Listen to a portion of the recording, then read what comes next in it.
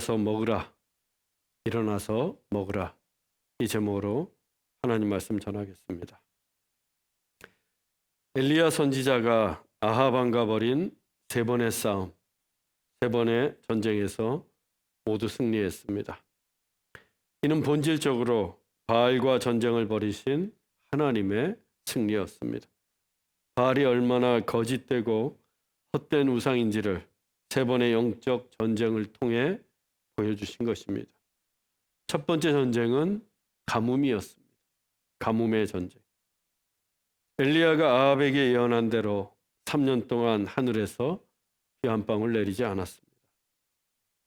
아합이 숭배하고 있던 바알은 비를 부르는 폭풍우의 신으로 여겨졌습니다. 하지만 3년간이나 지속된 가뭄으로 인해 바알은 철저하게 무능한 신이 되었습니다.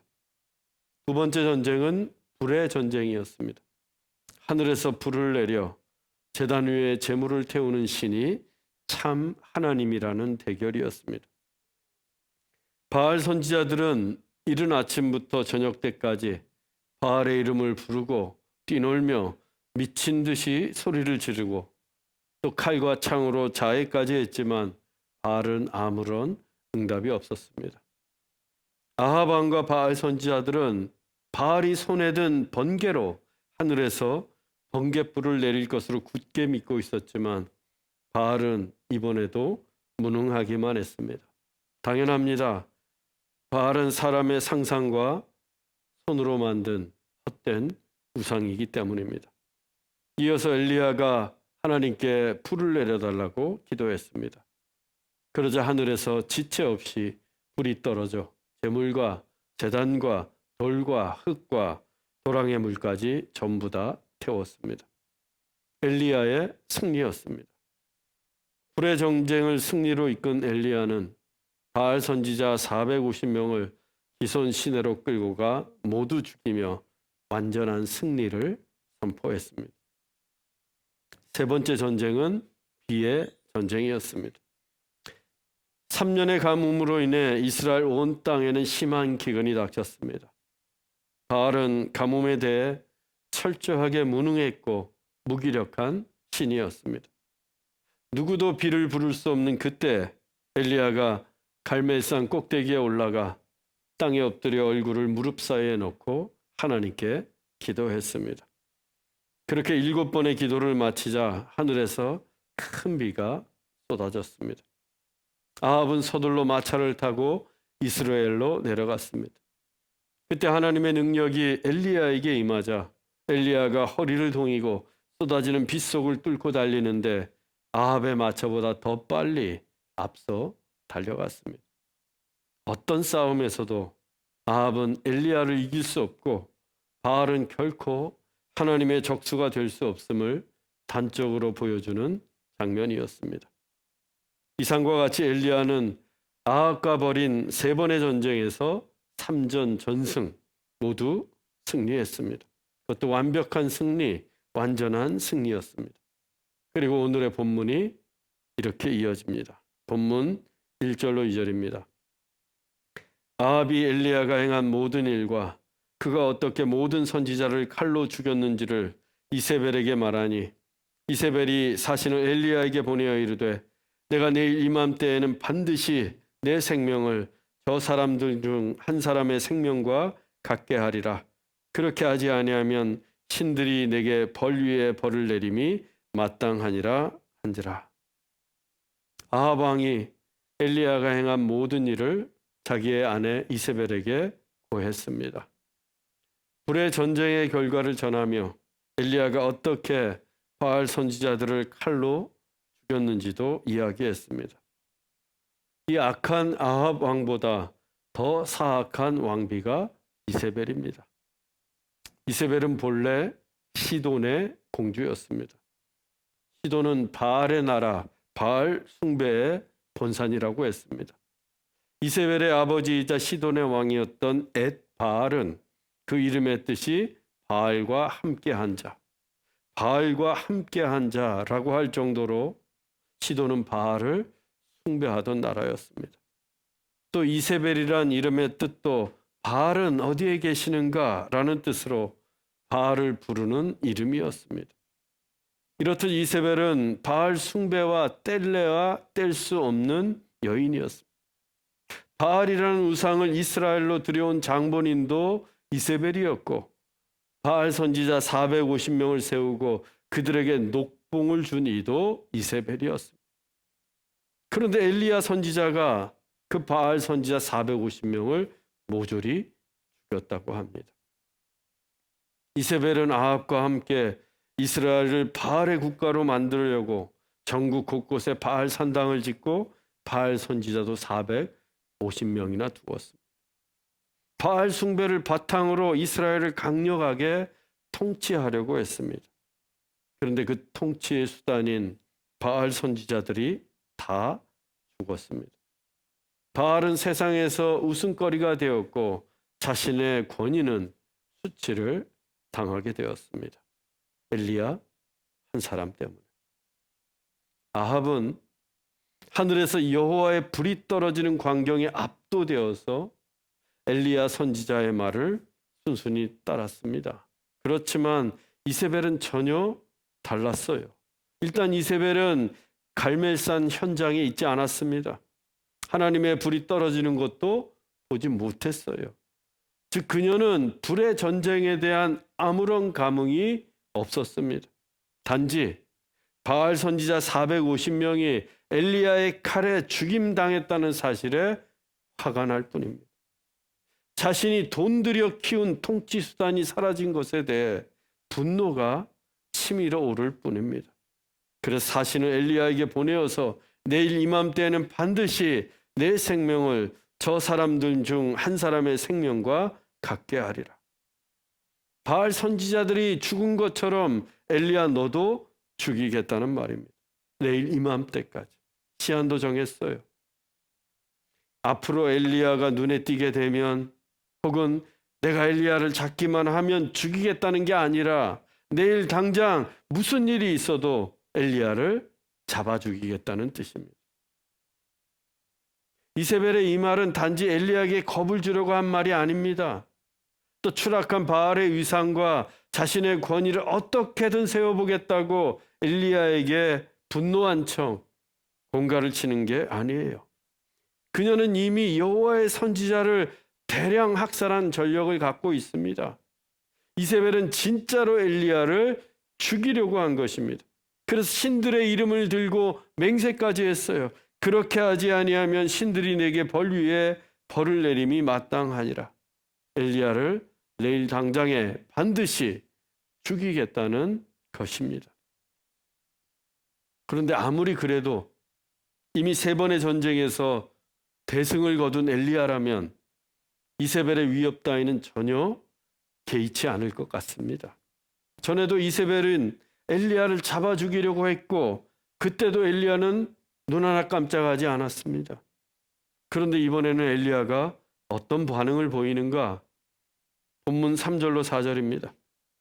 그가 자기의 생명을 위해 도망하여 유다에 속한 브엘세바에 이르러 자기의 사환을 그곳에 머물게 하고 자기 자신은 광야로 들어가 하룻길쯤 가서 한 로뎀나무 아래에 앉아서 죽기를 원하여 이르되 여호와여 지금 내 생명을 거두시옵소서. 나는 내 조상들보다도 낫지 못하니이다. 엘리야가 자기의 생명을 부지하기 위해 도망쳤습니다. 북이스라엘의 어느 마을로 도망간 게 아니라 아예 국경을 넘어서 남한국 유다로 도망쳤어요.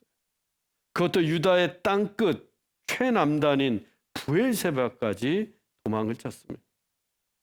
거기다 아무도 찾지 않는 광야로 들어가 하룻길을 더 도망쳤어요. 이세벨의 손길이 미칠 수 없는 곳으로, 이세벨이 도저히 찾을 수 없는 곳으로 도망을 친 겁니다. 이 같은 엘리야의 모습은 우리가 익히 알고 있던 엘리야가 아닙니다.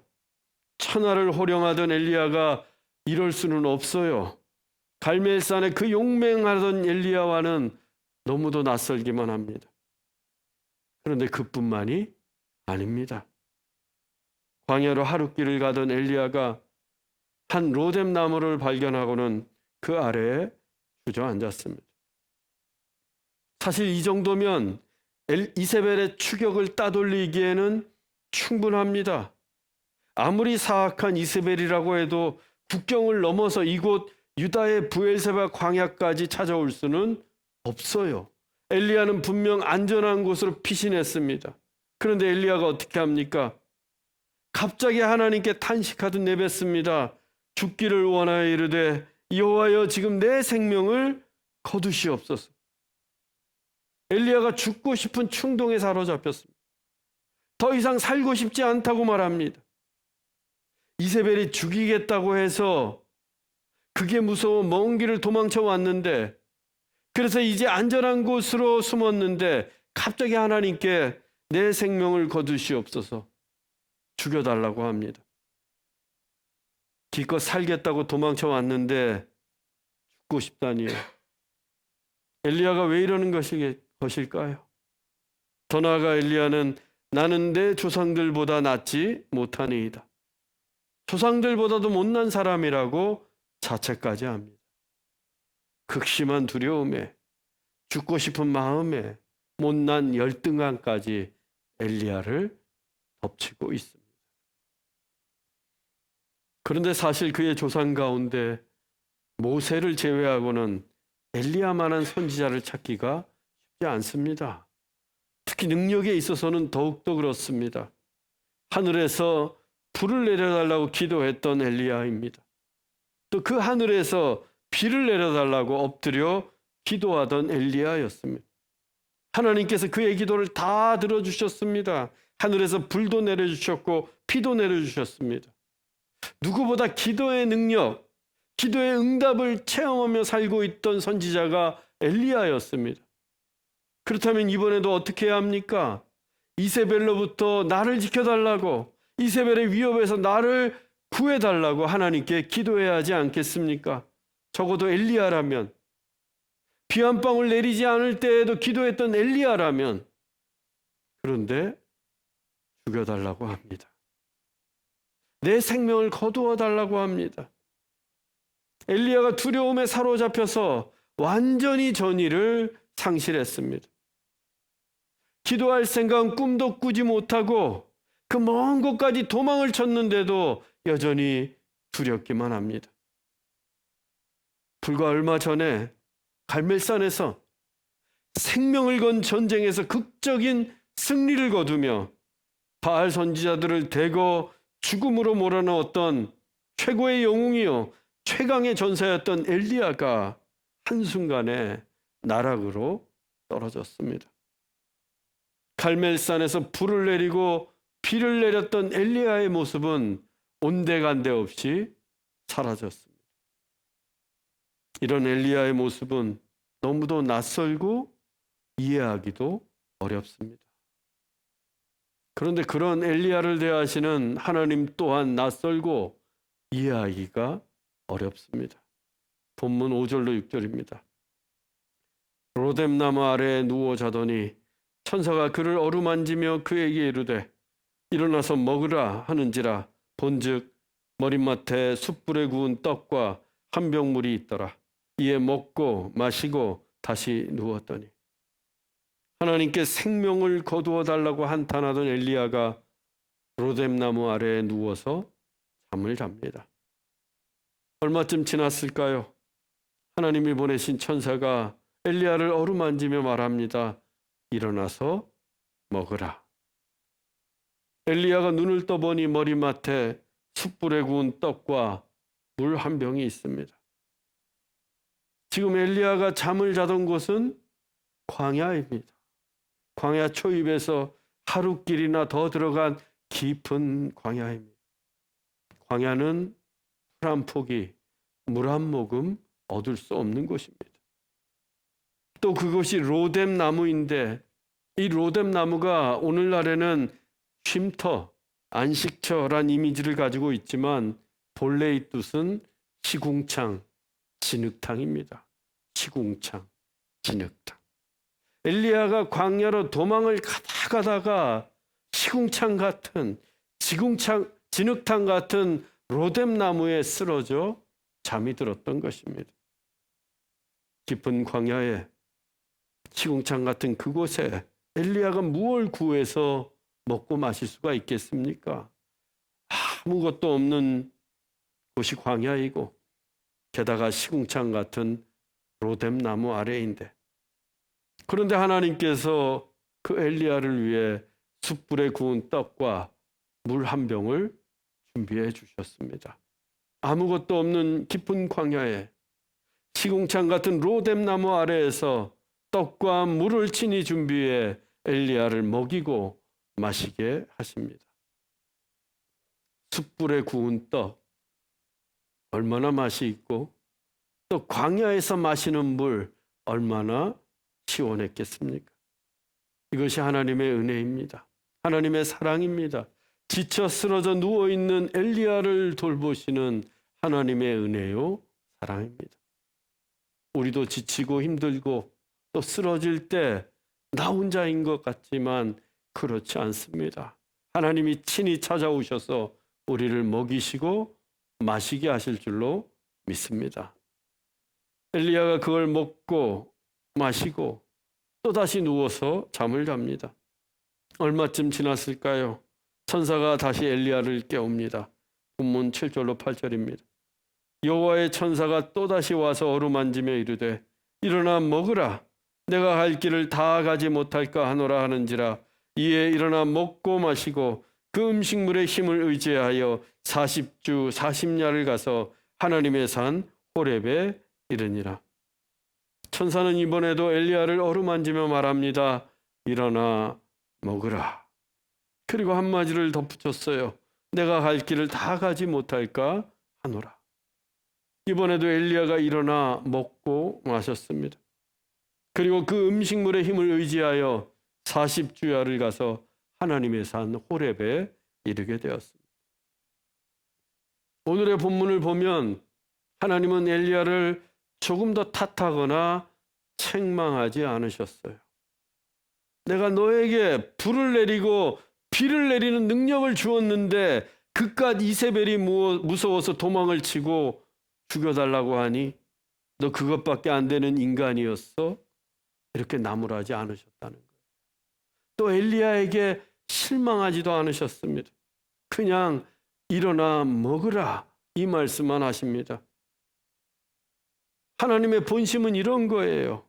엘리야야, 힘들고 지쳤지? 내가 다 한다. 이제 좀 쉬거라. 잠도 좀 푹 자고 먹고 마시면서 쉬어라.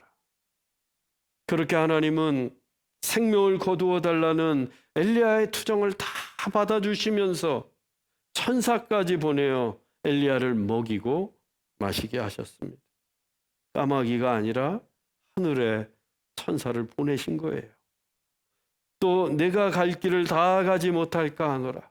이 말씀에는 엘리야를 향하신 하나님의 애틋함과 안타까움이 짙게 배어 있습니다. 엘리야가 어떻게 될까 봐, 엘리야가 잘못될까 봐 안타까워하시는 하나님의 마음, 하나님의 애틋한 사랑입니다. 그러면 엘리야가 왜 이렇게까지 이세벨이 두려워진 것이고 하나님은 왜 이렇게까지 하시는 걸까요? 왜 일어나 먹으라고만 하시는 걸까요? 천하의 엘리야가 왜 이렇게나 나약해졌고 하나님은 왜 그런 엘리야를 안타깝게만 여기시는 걸까요? 실망도 하지 않으시고. 엘리야가 지쳤기 때문입니다. 엘리야가 너무나 지쳐서 탈진했기 때문입니다. 엘리야가 이렇게 나약해진 것은 그의 믿음이 떨어졌기 때문이 아니라 그의 육체가 지쳤기 때문입니다. 한마디로 그의 육체의 에너지가 다 소진되었고 고갈되었고 완전히 방전된 것입니다. 갈멜산에서 불의 전쟁을 벌인 날만 해도 엘리야는 이른 새벽부터 저녁 때까지 제단을 떠나지 않고 치열한 영적 전쟁을 치렀습니다. 얼마나 힘을 쏟고 에너지를 쏟았겠습니까? 그리고 바알 선지자 450명을 잡아서 기손신으로 끌고 가 다 죽였습니다. 그때도 많은 에너지가 소진되었습니다. 이어서 엘리야는 곧바로 갈멜산 꼭대기로 올라가 기도에 힘을 쏟았습니다. 기도의 분량이 충만하게 찰 만큼 7번이나 기도했습니다. 이때도 엄청난 기력이 빠져나갔습니다. 비가 내리자 갈멜산에서 이스라엘까지 25km나 되는 길을 아방의 마차보다 더 빨리 달렸어요. 아마 이게 결정타였을 것 같아요. 빗속을 뚫고서 얼마나 힘들었겠습니까? 맨발로 달렸는데 이때 밑바닥에 있는 힘과 에너지를 다 쏟아내었던 겁니다. 마침내 엘리야는 완전히 방전되었어요. 당연합니다. 이렇게는 온 힘을 쏟으면서 사역을 했는데 지칠 수밖에 없어요. 그런데 그때 이세벨이 엘리야를 죽이겠다고 한 겁니다. 지칠 대로 지쳐서 아무런 힘이 남아있지 않던 그때 무방비 상태에서 죽음의 공포, 두려움의 공포, 열등감이 삽시간에 엘리야를 사로잡았습니다. 광야로 도망쳐와서 보니까 자기의 인생이 로뎀, 시궁창 같은 거예요. 진흙탕에 빠진 것 같습니다. 급기야 죽고 싶은 마음까지 생겼어요. 하나님은 그런 엘리야의 상태를 너무도 잘 아셨습니다. 엘리야가 얼마나 지쳤는지, 엘리야가 얼마나 무기력한 상태인지 잘 아셨어요. 그래서 그를 쉬게 하신 것입니다. 로뎀 나무 아래에서 그를 재우시고 먹이시고 마시게 하신 거예요. 그렇게 하나님은 나약해진 엘리야가 충분히 쉴 수 있도록 배려해 주셨습니다. 죽고 싶다는 그에게 아무 말씀도 하시지 않고 그저 재우시고 먹이시고 마시기만 하셨어요. 지친 엘리야에게 충분한 쉼과 회복의 시간을 주신 것입니다. 그때 그 시궁창 같았던 로뎀이 하나님의 안식처 로뎀으로 변했습니다. 진흙탕이었던 로뎀이 새 힘을 얻는 쉼터 로뎀이 되었던 것입니다. 중요한 것은 하나님이 엘리야를 쉬게 하신 목적이 있다는 겁니다. 그 목적은 다음 사역을 위함이었습니다. 충분히 쉬고 난 엘리야는 하나님의 산 호렙으로 가야 합니다. 하나님의 산 호렙으로 가서 새로운 사명을 받아야 합니다. 그러려면 지금은 쉬어야 합니다. 쉬어야 갈 수 있습니다. 그래서 쉬는 것도 사역입니다. 잘 쉬는 것도 다음 사역을 위한 준비입니다. 그렇게 잘 쉰 엘리야가 어떻게 되었습니까? 그 음식물의 힘을 의지하여 40주 40야를 가서 하나님의 산 호렙에 이르니라. 엘리야가 로뎀 나무 아래에서 잘 쉬었기에 그 힘을 의지하여 40일을 밤낮으로 갈 수 있었고 마침내 하나님의 산 호렙에 이를 수 있었습니다. 40일을 밤낮으로 가야 한다면 또 얼마나 많은 힘을 필요로 합니까? 엘리야가 쉬지 않았다면 결코 하나님의 산 호렙에 갈 수 없었어요. 잘 쉬었기 때문에, 재충전했기 때문에 40주야를 갈 수 있었던 겁니다. 오늘 우리는 두 가지 메시지를 얻게 됩니다. 첫째, 지쳤을 때는 쉬어야 한다는 것. 지쳤을 때는 쉬어야 합니다. 내 육체가 병들고 쇠하고 상처 있고 에너지가 방전되었을 때에는 쉬어야 합니다. 충전해야 돼요. 죽고 싶을 만큼 두렵고 힘들 때는 무조건 쉬어야 합니다. 그때 주님 안에서 주님과 함께 쉬십시오. 수고하고 무거운 짐진 자들아 다 내게로 오라. 내가 너희를 쉬게 하리라. 주 안에서 쉴 때에만 참된 안식과 평안을 누릴 수 있습니다. 둘째, 그 쉼은 다음 사역을 위한 쉼이어야 합니다. 즉 아무 이유 없이 쉬는 게 아니라 또 사역을 중단하기 위해 쉬는 게 아니라 목적이 있는 쉼이 되어야 합니다. 목적이 있는 쉼. 즉 새 힘을 얻기 위해서 쉬는 것이고, 그 새 힘을 의지하여 하나님의 산 호렙에 가기 위해서, 그래서 더 큰 사명과 사역을 위해서 쉬는 것입니다. 그때 우리의 현실이 비록 시궁창 같고 진흙탕 같을지라도 하나님의 안식처 로뎀이 될 수 있는 겁니다. 사랑하는 형제자매 여러분, 지치고 상처 있고 힘들 때 주 안에서 쉬십시오. 주님께서 우리를 재우시고 먹이시고 마시게 하실 것입니다. 새 힘을 주실 것입니다. 그래서 그 쉼이 다음 사역을 위한 힘찬 디딤돌이 될 수 있기를 주 예수 그리스도의 이름으로 축원합니다. 기도하겠습니다. 사랑의 하나님, 우리가 때때로 삶의 무게가 너무나 무겁고 또 상처가 너무 깊고 사역이 너무 바빠 지치고 힘들고 기력이 쇠할 때가 있습니다. 그때 주 안에서 쉴 수 있는 은혜를 주옵소서. 주님이 주시는 새 힘으로 회복하게 하옵소서. 그래서 다음 사역을 위해 다시 40주야를 달려가 하나님의 산 호렙에 이르게 하옵소서. 길이요 진리요 생명이신 예수 그리스도의 이름으로 기도하옵나이다. 아멘.